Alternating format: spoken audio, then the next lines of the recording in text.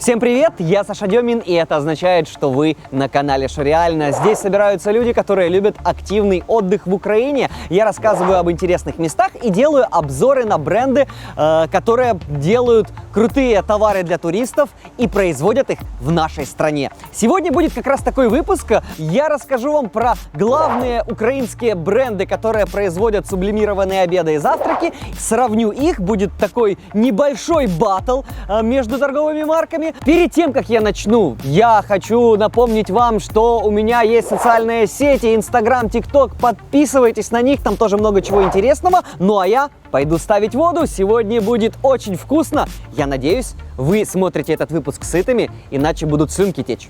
Погода сегодня не самая лучшая для отдыха на природе, тем не менее меня это не остановит. Для начала представлю вам те бренды, которые будут сегодня участвовать в моем обзоре. Торговая марка Yiddlo, торговая марка Кашесуп, торговая марка James Cook и торговая марка Еда.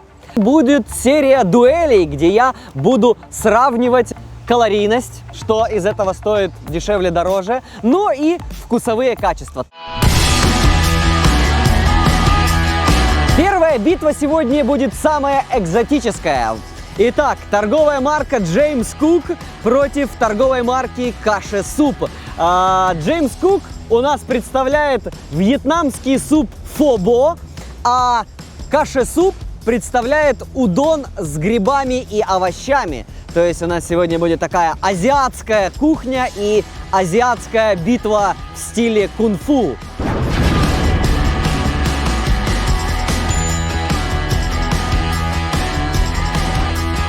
В состав входит рисовая лапша, мясо говяжье, картофельные хлопья, растительный жир сухой, соль, кинза, лучок, петрушка, специи, бадьян, кардамон, перец острый, корица, кориандр и имбирь.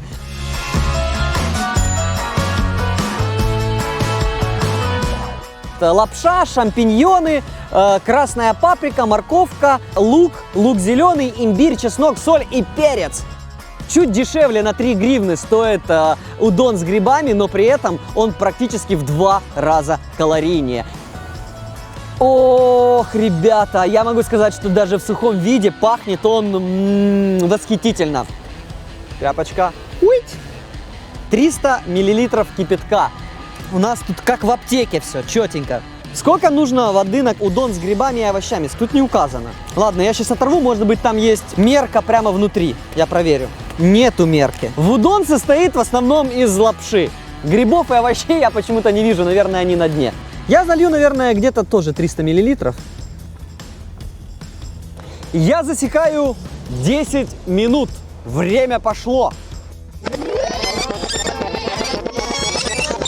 И 10 минут прошло, настало время дегустации. Я уже готов накинуться на вьетнамский суп фо-бо. Пахнет по-вьетнамски. Я пробовал суп фо-бо во вьетнамских ресторанах и могу сказать, что по запаху один в один. Зеленушечка размокла и смотрится прямо как свеженькая. Лапшичка размокла, все такое аппетитное.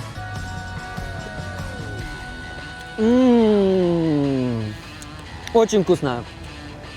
Очень пряный, хорошо чувствуется зелень.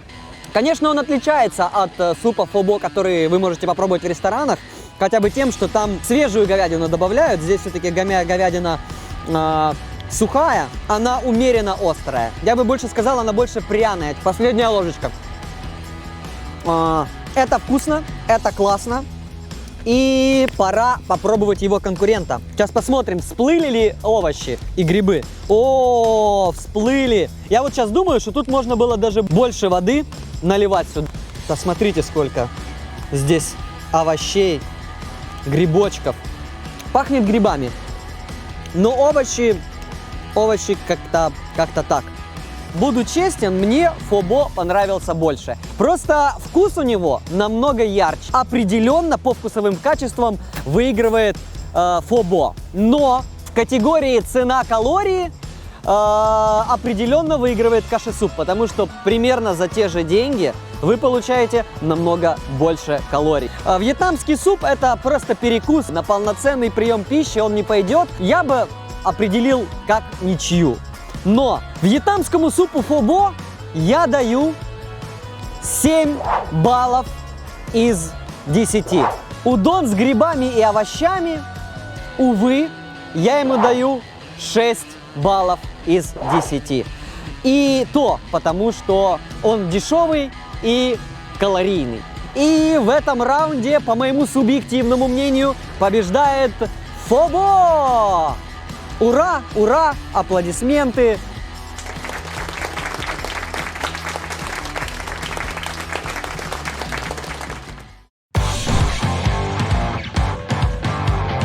Битва супов. Торговая марка Идла. Гаспачо с говядиной. Гаспачо — это, если не ошибаюсь, томатный суп. Торговая марка Джеймс Кук представляет свой бограч. Обожаю бограч. И торговая марка Еда представляет борщ украинский с мясом. Традиционные украинские супы против испанского.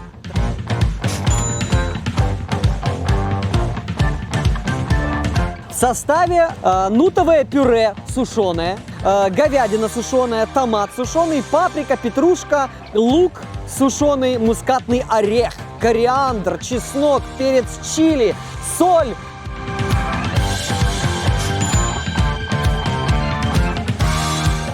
В составе картофельные хлопья, мясо говяжье сушеное, красный перец, паприка, жир растительный, помидор, морковка, лук, тмин, чеснок. Борщ с мясом. Состав: картофель, варено-сушеная курица, капуста, буряк, морковь, лук, укроп, помидоры, чеснок, паприка. Идла. Очень качественная, очень яркая, очень красивая упаковка. Плюсик им, конечно же, за внешний вид. Я еще хочу отметить торговую марку Еда. Большой плюс в том, что у них отдельно сзади есть пакетик, в котором соль и перец. Начинаем приготовление. Не забиваю. Перехвалил я упаковку. И либо у меня кривые руки. Влагопоглотитель. И вот так вот у нас выглядит гаспачо. Пахнет томатом. 450 миллилитров кипятка. Даю настояться ему 10 минут. Как у нас выглядит бограч в сухом виде? 300 миллилитров кипятка. Чувствуются специи.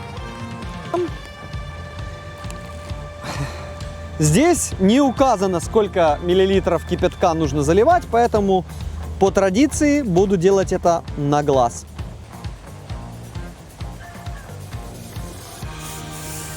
Время пошло. Эх, подмерзаю я. Может быть, гаспачо разогреет мою душу. Он такой, прям вот я помешал, и видно, как гуща поднимается. Ой, у меня шачки запотевают.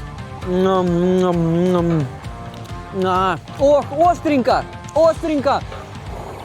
И очень томатно. По консистенции ощущение странное, потому что, ну, оно такое, немножко пережеванное как будто. Но это вкусно.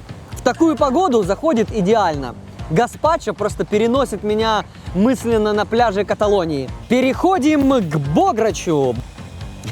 Меня удивил его внешний вид. Я заглянул и немного опешил. Просто обычно бограч, конечно, чуточку погуще. Пахнет мясом, но не бограчем. По запаху. Ну вот бограч чуть-чуть ароматнее обычно в ресторанах.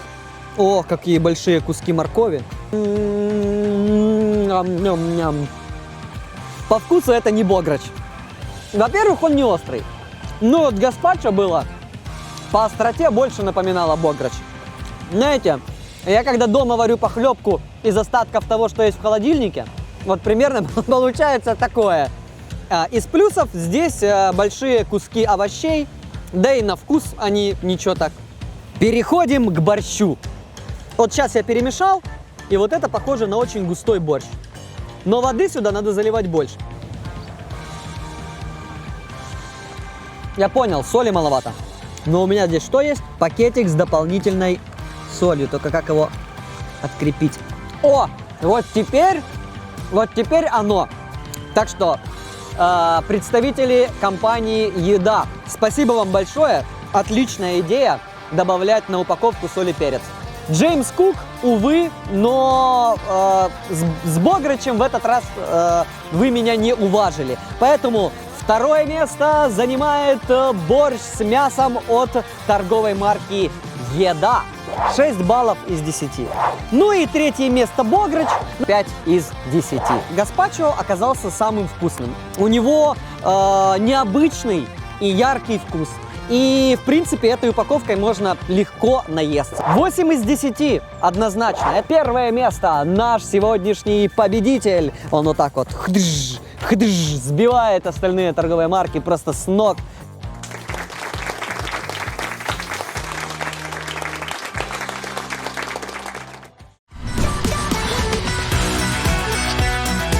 А теперь битва вторых блюд, в которой будут у нас сражаться полента с говядиной от торговой марки «Едло». И противостоять ей будет плов от торговой марки «Еда».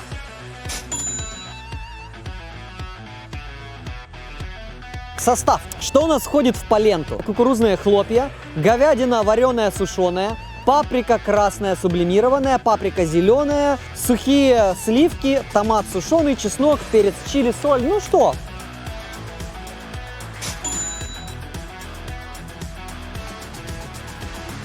Рисовые хлопья, варено-сушеная курица, морковь, лук, помидор, чеснок, изюм, куркума, кумин, барбарис, специи для плова, перец, соль.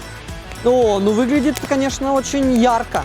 Не пожалели овощей. Чтобы приготовить поленту, нужно залить ее 400 мл кипятка. Засекаем время 10 минут. Кипятка совсем что-то мало надо. 200 мл свыше.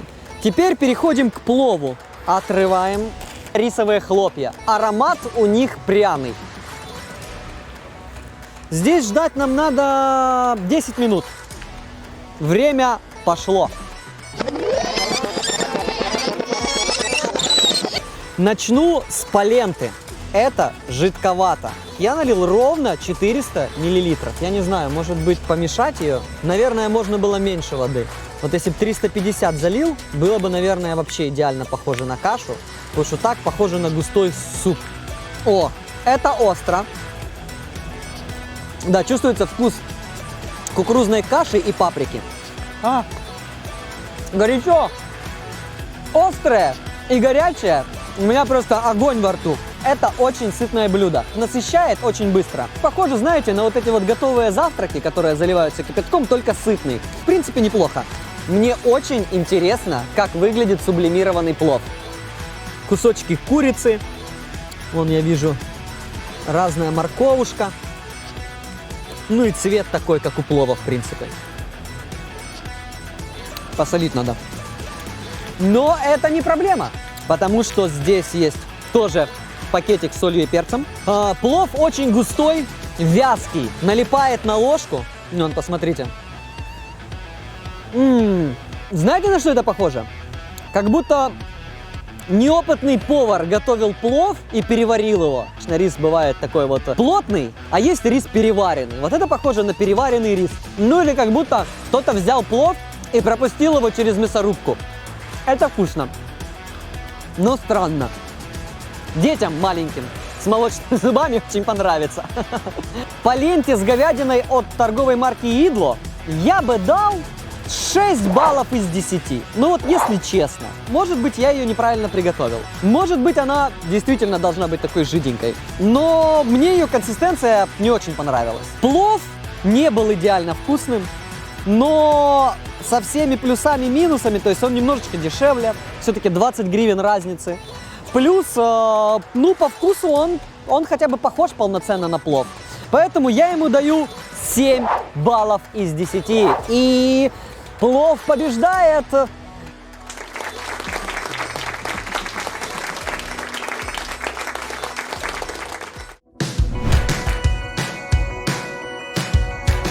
И завершаем мы сегодняшний обзор битвой завтраков. Омлетом с болгарским перцем от торговой марки «Едло» и кускус с апельсинами и фисташками от торговой марки Джеймс Кук.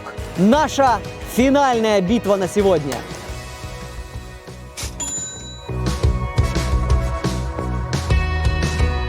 Омлет состоит из куриных яиц, перец болгарский, сметана, укроп, соль и перец.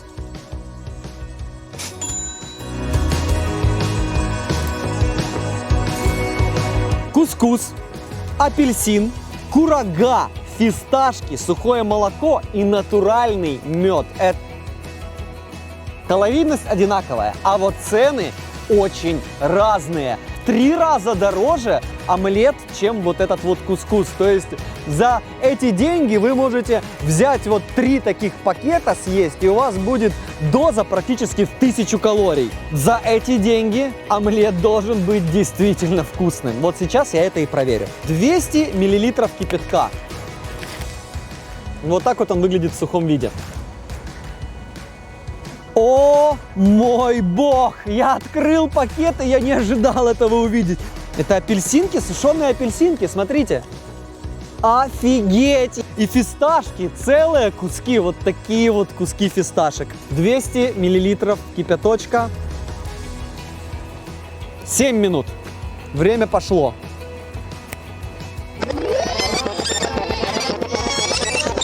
Ну, блин.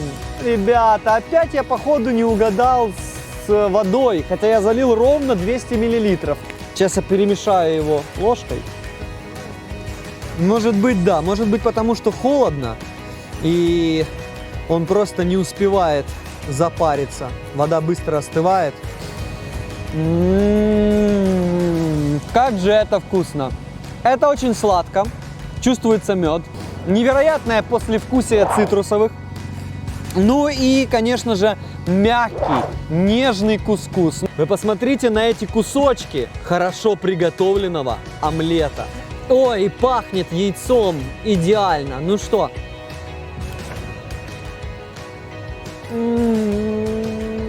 Боже мой, как это вкусно. Это очень дорого, 129 гривен, считай 130. Дороже, чем, наверное, омлет в ресторане в каком-нибудь. Ну, примерно так же. Но это невероятно вкусно. Этот омлет излечил мою больную душу. Я забыл достать из него поглотитель влаги. В битве завтраков я хочу поставить кускусу с апельсинами и фисташками и курагой 9 из 10. Во-первых, хорошая цена. Во-вторых, это очень вкусно. Едло. Впервые в рубрике «Еда» я ставлю 10 из 10. Это самое вкусное вообще из сублимированной еды, что я когда-либо пробовал в своей жизни.